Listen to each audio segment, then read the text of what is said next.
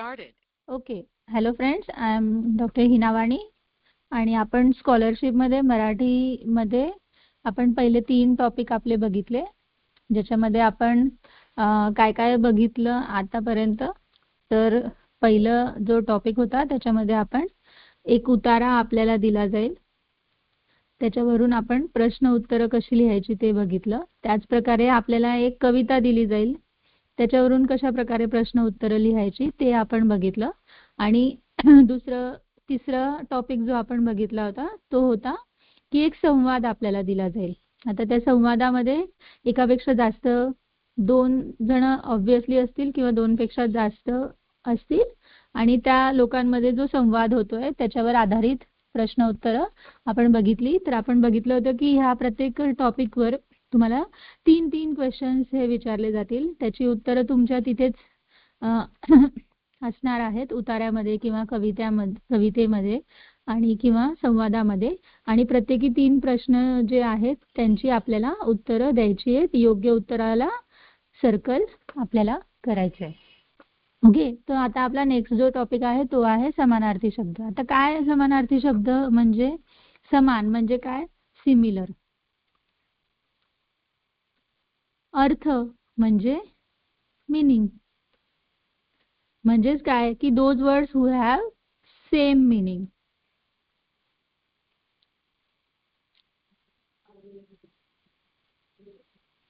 Same meaning. Okay. असे शब्द की ज्यांना सेम मीनिंग आहे. आता आपण असे अनेक शब्द जेव्हा तुम्ही इंग्लिश लँग्वेजमध्ये शिकतात किंवा आता तुम्हाला मराठी हा विषय आहे तर तुम्ही वेगवेगळे असे समानार्थी शब्द शिकतात. जसं फॉर एक्झाम्पल आई.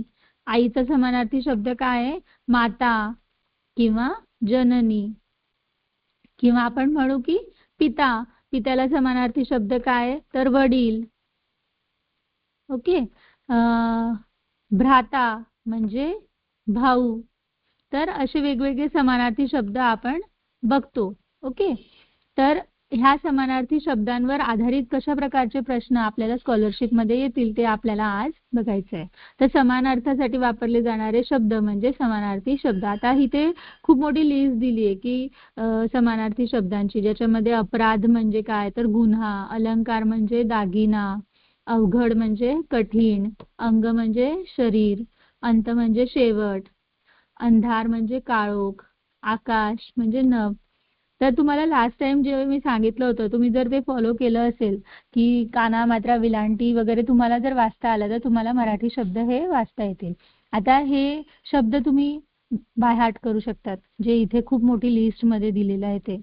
किंवा जेवढं तुम्ही अवांतर वाचन कराल तेवढी तुमची ही शब्दसंपदा जी आहे ती वाढत जाते. त्याच्या अनुषंगाने तुम्हाला वेगवेगळे समानार्थी शब्द हे कळत जातात. आता हे भरपूर असे समानार्थी शब्दांची खूप मोठी लिस्ट आपल्याला दिली आहे.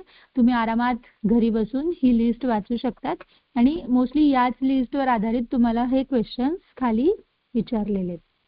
आता फॉर एक्झाम्पल बघा कशा प्रकारचे क्वेश्चन्स हे येऊ शकतात. तर फूल हा एक शब्द दिला आहे, म्हणजे कुठलाही एक शब्द दिला जाईल, त्याच्याशी समानार्थी असलेला शब्द आपल्याला पर्यायातून निवडायचा आहे.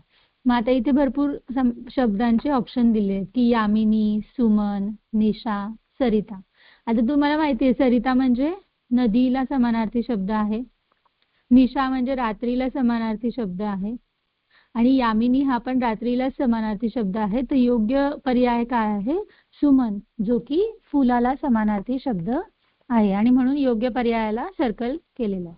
आता आपण डायरेक्टली एक्सरसाइज कडे वळूया, म्हणजे आपल्यालाही कळेल की कुठला समानार्थी शब्द आहे. आता पहिला प्रकारचा जो प्रश्न आहे त्याच्यामध्ये आपल्याला ठळक अक्षरामध्ये जे दिलेले शब्द आहेत त्यांचे समानार्थी शब्द पर्यायामधून निवडायचे. म्हणजे अशा प्रकारचा एक तुम्हाला प्रश्न येऊ शकतो की ज्यामध्ये तुम्हाला दिलेल्या 4 पर्यायांपैकी समानार्थी शब्द जो आहे पर्याय तो तुम्हाला निवडायचा आहे.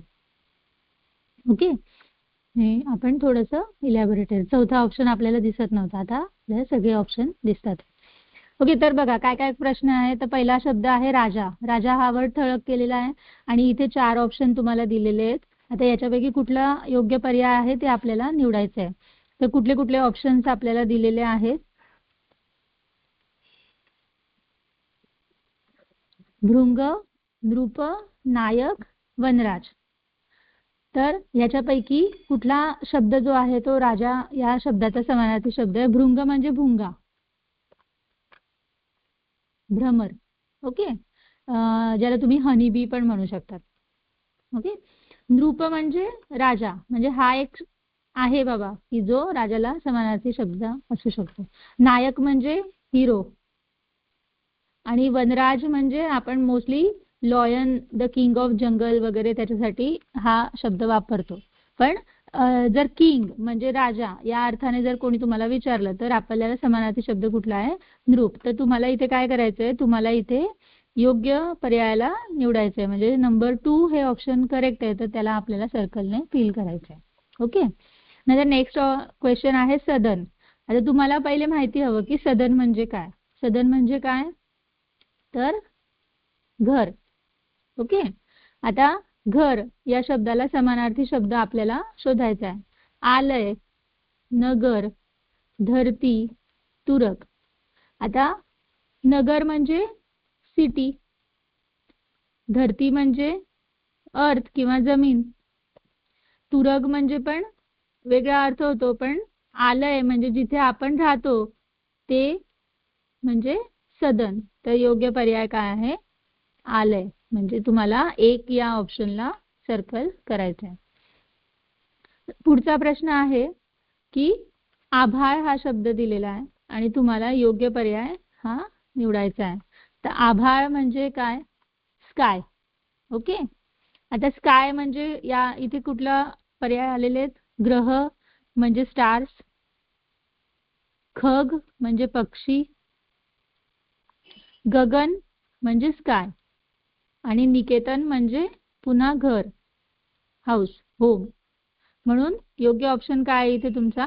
गगन. आता अशा प्रकारे मुलगी, पाऊस, समुद्र, उद्यान याला कुठला योग्य समानार्थी शब्द आहे तो तुम्ही प्रॅक्टिससाठी ॲज अ होमवर्क तुम्ही सोडवू शकतात. मी प्रेफरेबली तुमच्या या स्कॉलरशिपच्या बुकमधून घेते, कारण तुम्ही लहान मुलं आहेत. तुम्हाला तुमच्या बुकमधून घेतलं तर तुम्हाला जास्त चांगल्या प्रकारे कळेल आणि पुढचं तुम्हाला सॉल्व्ह करायला हेल्प होईल, म्हणून आपण डायरेक्ट पुस्तकातून घेतोय. आता दुसऱ्या प्रकारचे प्रश्न कसे विचारले जाऊ शकतात? तर पुढील ठळक अक्षरातील शब्दांना समानार्थी नसलेल्या शब्दाचा पर्याय निवडायचा आहे. म्हणजे इथे काय आहे? 3 जे ऑप्शन आहेत ते समानार्थी आहेत आणि आपल्याला जो विरुद्ध अर्थी आहे, म्हणजे जो समानार्थी नाहीये, तो ऑप्शन आपल्याला निवडायचा आहे. आता बघा, पहिला क्वेश्चन आपण वाचूया. युद्ध म्हणजे काय? फायटिंग. ओके. आता समर म्हणजे काय? Again fight. लढा म्हणजे पण फाईट. संग्राम म्हणजे पण फाईट. बट फौज म्हणजे काय? या फायटिंगसाठी जे लागतं ते म्हणजे फौज. फौज याचा अर्थ युद्ध होतो का? नाही. म्हणून आपला ऑप्शन काय आहे? फौज. ओके. तर इथे योग्य पर्याय काय आहे? फौज, जो की या ठळक अक्षराला समानार्थी शब्द नाही. पुढचं बघा. रात्र म्हणजे काय? नाईट. आता काय काय ऑप्शन दिलेले आहेत तुम्हाला? निशा. निशा म्हणजे काय? रात्र, नाईट. म्हणजे हे आहे समानार्थी. काया म्हणजे काय? आपण मगाशीच बघितलं. काया म्हणजे अंग, शरीर. म्हणजे हा नाहीये, पण आपण तरी पुढचे ऑप्शन बघू. रजनी म्हणजे काय? नाईट. आणि रात म्हणजे काय? नाईट. म्हणजे आपलं आन्सर काय आहे? काया. आता पुढचं जे आहे ते आहे सुगंध. ओके. आता सुगंध म्हणजे काय? चांगला स्मेल, सुवास. बघा, एक ऑप्शन दिलेला आहे सुवास. परिमळ म्हणजे पण सुगंध, गंध म्हणजे पण सुगंध. बट अंबूद इज नॉट मीनिंग ऑफ सुगंध. दुर्गंधला अंबूद असं म्हणतो, त्याच्यामुळे योग्य आन्सर काय आहे? अंबूद. त्याचप्रमाणे तुम्हाला आता जे पुढचे आहेत, वंदन म्हणजे नमस्कार करणं, सिंह म्हणजे लॉयन, वारा म्हणजे हवा, वायू, पवन, पाणी, जल, नीर, तोय, पियुष. तर तुम्हाला हे मी होमवर्कला देते. You try it at home. Okay. आता पुढचा जो क्वेश्चनचा पॅटर्न आहे. त्याच्यामध्ये आपल्याला योग्य उत्तराच्या पर्याय क्रमांकाचे वर्तुळ रंगवायचे आहे. मेघ या शब्दाला आपल्याला समानार्थी शब्द कोणता ते ओळखायचे आहे. आता मेघ म्हणजे काय? क्लाउड्स. ओके. मग पवन म्हणजे काय? हवा, एअर. वर्षा म्हणजे काय? रेन. पयोद म्हणजे काय? तर जे पाणी घेऊन जातात ते ढग म्हणजे पयोद. आणि हिम म्हणजे काय? स्नोफॉल. म्हणजे इथे तुमचं करेक्ट आन्सर काय येईल? पयोद. कारण मेघ म्हणजे पण clouds and clouds contain water. When it get cooled then it rains. So पयोद हा जो शब्द आहे तो मेघ या शब्दाला समानार्थी शब्द आहे. आता अशाच प्रकारचे काही असे सेंटेन्सेस असतील आणि त्याच्यातून एखादं अंडरलाईन केलेलं शब्द असेल आणि त्याचा समानार्थी शब्द आपल्याला शोधायचा आहे. तर फॉर एक्झाम्पल अधोरेखित शब्दाचा समानार्थी शब्द निवडा. गडगड गडगड मेघ गरजती, चमचम चमचम विजा चमकती. अधोरेखित केलंय विजांना. आता विजा म्हणजे काय? लाइटनिंग. तुम्हाला आधी त्या शब्दाचा मीनिंग माहिती हवा तर तुम्ही योग्य पर्याय निवडू शकता. बिजली म्हणजे पण लाइटनिंग. कुसुम म्हणजे फ्लॉवर. वसुधा म्हणजे अर्थ. आणि शीतल म्हणजे कोल्ड. म्हणजे तुमचं योग्य उत्तर काय आहे? बिजली. तर असेच हे क्वेश्चन्स आहेत की ज्याच्यामध्ये आपल्याला आयदर योग्य जोडी निवडायची आहे की जी समानार्थी शब्दांची आहे. याच्यापैकी कुठली जोडी समानार्थी शब्दांची आहे ते आपल्याला निवडायचं आहे. किंवा आपल्याला एखाद्या शब्दाचा समानार्थी शब्द ओळखायचा आहे किंवा वेगळ्या अर्थाचा शब्द ओळखायचा आहे. तर हे असे प्रकारचे क्वेश्चन तुम्हाला येऊ शकतात. तर हे सगळं झालं रिगार्डिंग समानार्थी शब्द. आता पुढचा जो टॉपिक आहे तो आहे विरुद्धार्थी शब्द. विरुद्ध म्हणजे काय? अपोजिट. आता जसं आपण सेम मीनिंग बघितलं तसं अपोजिट मीनिंग वाले जे शब्द आहेत त्यांना काय म्हणतात? विरुद्धार्थी शब्द. म्हणजे जसं डे च्या अपोजिट काय येईल? नाईट. ओके. जवळ च्या अपोजिट काय येईल? दूर. डे म्हणजे दिवस, दिवस रात्र. तर असे जे विरुद्ध अर्थवाले शब्द आहेत त्यांना विरुद्धार्थी शब्द असे म्हणतात. परत तुम्हाला खूप मोठी ही लिस्ट दिलेली आहे आणि ह्याच लिस्टवर आधारित आपलं एक्सरसाइज आहे. ही लिस्ट तुम्ही घरी आरामात बसून वाचू शकतात. मी म्हणते आतापासून वाचायला लागा, रोज वाचा. म्हणजे तुम्हाला ती लिस्ट जी आहे ती रट्टा मारायची गरज पडणार नाही. ती तुमची आपोआप लक्षात राहील. आता पुढील ठळक जसं आपण समानार्थीचं बघितलं तशाच प्रकारचे क्वेश्चन आता इथे पण येतील की ठळक अक्षर दिलेलं आहे आणि त्याचा विरुद्धार्थी पर्याय आपल्याला निवडायचा आहे. आता पहिला जो ऑप्शन आहे तो आहे आनंद. आनंद म्हणजे काय? हॅपीनेस. हर्ष म्हणजे पण काय? हॅपीनेस. दुःख.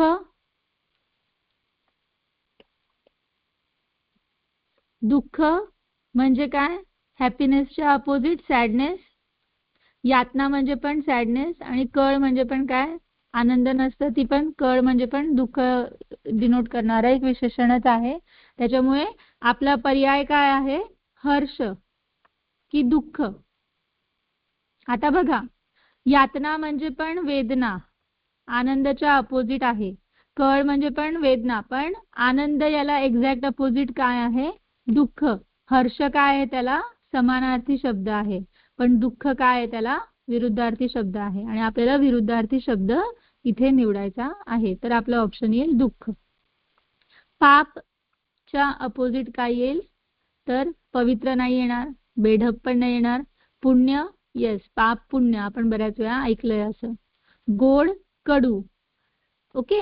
तर अशा प्रकारे आपल्याला योग्य विरुद्धार्थी शब्द निवडायचा आहे आणि रेस्ट ऑफ द थिंग तुम्हाला होमवर्कला मी देते आहे. आता विरुद्धार्थी नसणारा पर्याय निवडायचा. जसं आपण समानार्थीमध्ये बघितलं तसंच इथे विरुद्धार्थी नसणारा पर्याय आपल्याला बघायचा आहे. तर कोमल म्हणजे काय? सॉफ्ट. टणक म्हणजे हार्ड.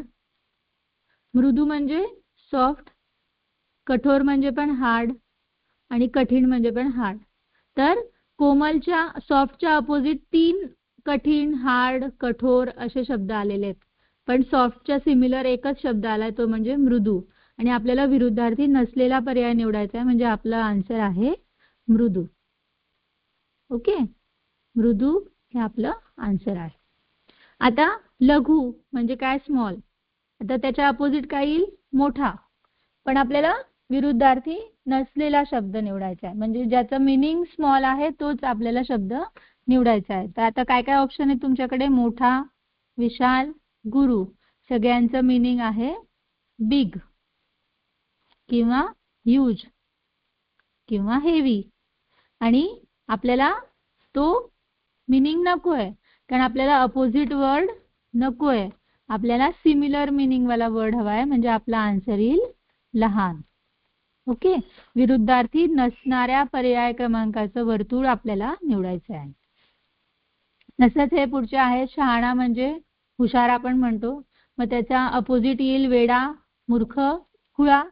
पण हुशार त्याचा अपोजिट नाही येणार, म्हणजे हुशार हा आपला आन्सर आहे. तर असंच प्रकारे तुम्ही बाकीचे होमवर्कला करू शकता.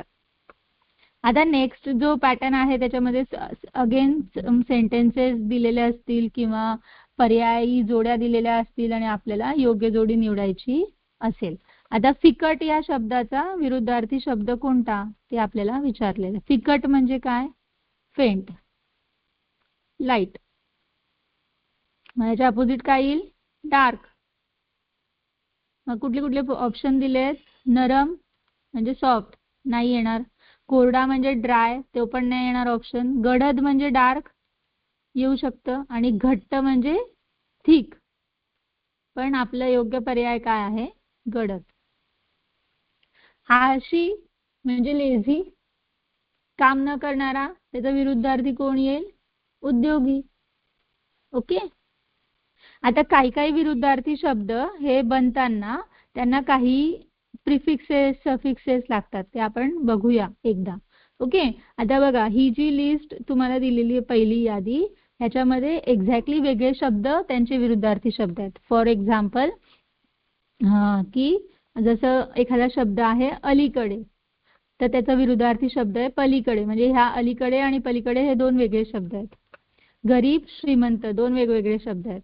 चूक, बरोबर दोन वेगवेगळे शब्द आहेत. म्हणजे ही जी पूर्ण लिस्ट आहे याच्यामध्ये एक्झॅक्टली वेगळा शब्द हा त्याचा विरुद्धार्थी शब्द आहे. तसंच काही काही शब्द जे आहेत त्यांना अ जर लावला आपण तर ते विरुद्धार्थी शब्द तयार करतात. जसं कुशल, अकुशल. या कुशल वर्डच्या पुढे आपण काय लावला? अ. दृश्य, अदृश्य. नित्य, अनित्य. न्याय, अन्याय. पवित्र, अपवित्र. समाधान, असमाधान. स्वच्छ, अस्वच्छ. हाँ छे. नमस्ते. हाँ छे ना. ज्ञान, अज्ञान. तर अशा प्रकारे अ हा शब्द त्यांच्या आधी लागून त्याचा विरुद्धार्थी शब्द हा तयार होतो. आता काही काही वेळा अ न लागता अन हे अक्षर लागतं. म्हणजे अनुभवी, अनअनुभवी. आदर, अनादर. म्हणजे हे काय आहे? अन प्लस आदर, तर हे झालं अनादर. अपेक्षित, अनपेक्षित. आवश्यक, अनावश्यक. तर इथे आपण काहीतरी प्रिफिक्सेस लावतोय ज्यामुळे तो शब्द विरुद्धार्थी शब्द हा तयार होतोय. काही वेळा ना हे अक्षर लागतं. म्हणजे उमेद, नाउमेद. खुश, नाखुश. आवडता, नावडता. इलाज, नाइलाज. कधी कधी नी हे अक्षर लागतं, जसं की आधार, निराधार. उपाय, निरुपाय.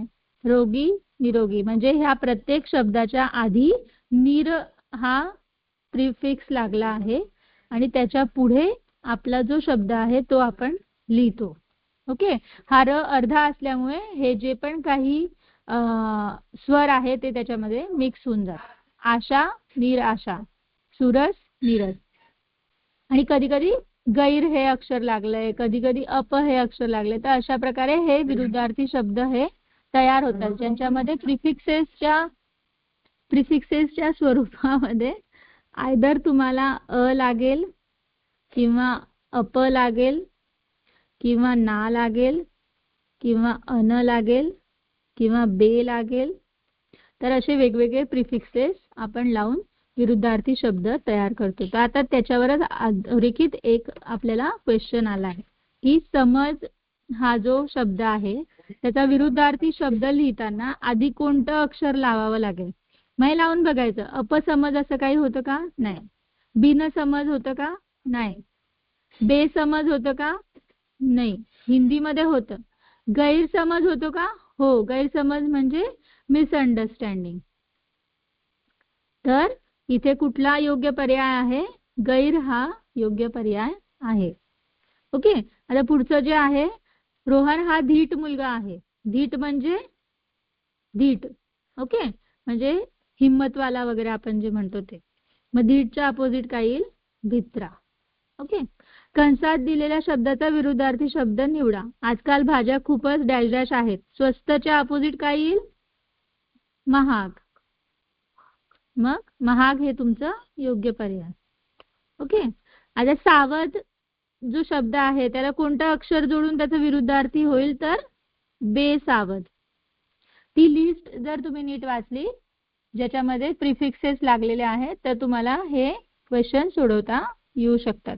कोणत्या शब्दाच्या अगोदर अप ही अक्षरे जोडून विरुद्धार्थी शब्द तयार होईल? मग आता हे आपण करून बघायचं. अपमान, अपशकुन, अपयश सगळं होतंय. अपपसंत. मग परत क्वेश्चन वाचा. आपण क्वेश्चन चुकीचा वाचला. अप शब्द जोडून विरुद्धार्थी शब्द तयार होणार नाही असा शब्द आपल्याला निवडायचा आहे. म्हणजे आपला आन्सर काय येईल? पसंत. कारण अपपसंत असा कुठलाही शब्द तयार होत नाही. पण अपयश तयार होतो, अपशकुन तयार होतो, अपमान तयार होतो. तर अपपसंत हे आपलं उत्तर आहे. आता इथे काही जोड्या दिलेल्या आहेत आणि आपल्याला योग्य विरुद्धार्थी शब्दाच्या जोडीचा पर्याय हा निवडायचा आहे. थंड म्हणजे कोल्ड, गार म्हणजे पण कोल्ड. मग ते अपोजिट आहेत का? नाही. जुने, पुराणे दोघांचा मीनिंग ओल्ड होतो, नाहीये विरुद्ध. सुगंध, दुर्गंध, येस. चूक, भूल दोघांचा मीनिंग होतो मिस्टेक. म्हणून आपला आन्सर काय आहे? थर्ड. तर अशा प्रकारे बाकीचे तुम्ही निवडू शकतात ॲज अ होमवर्क. आता चुकीची विरुद्धार्थी जोडी निवडायची आपल्याला. ओके. चूक बरोबर आहेत विरुद्धार्थी. ओढणे, पकडणे सेम मीनिंग आहे. जमा, खर्च विरुद्धार्थी आहे. जड, हलका विरुद्धार्थी आहे. म्हणजे नसलेली जोडी कुठली आहे? ओढणे, पकडणे. अशा प्रकारे जी नाही आहे योग्य ती आपल्याला निवडायची आहे. तर हे सगळं होतं रिगार्डिंग समानार्थी आणि विरुद्धार्थी शब्द. आय होप तुम्हाला आजचा कन्सेप्ट हा कळला असेल. समानार्थी शब्दांमध्ये आपण असं काही त्या शब्दाला प्रिफिक्स जोडून त्याचा समानार्थी शब्द तयार करत नाही. पण विरुद्धार्थी शब्दामध्ये आपण भरपूर सारे प्रिफिक्सेस हे जोडतो त्याचा विरुद्धार्थी शब्द बनवायला. जसं की बे, जसं की अप, गैर, नी, ना, अन, अ असे वेगवेगळे प्रिफिक्सेस जोडून आपण त्या शब्दापासून त्याचा विरुद्धार्थी शब्द तयार करतो. किंवा काही काही वेळा एक्झॅक्टली वेगळाच वर्ड हा त्याचा विरुद्धार्थी शब्द असतो. तर तुम्ही जेवढं रिवाइज कराल, जेवढं स्टडी कराल तेवढं तुम्हाला जास्तीत जास्त कळत जाईल. तर त्याच्यामुळे आतापासून सुरुवात करा. आणि इथे आपण थांबूया. नेक्स्ट टॉपिक आपण नेक्स्ट क्लासला घेऊया.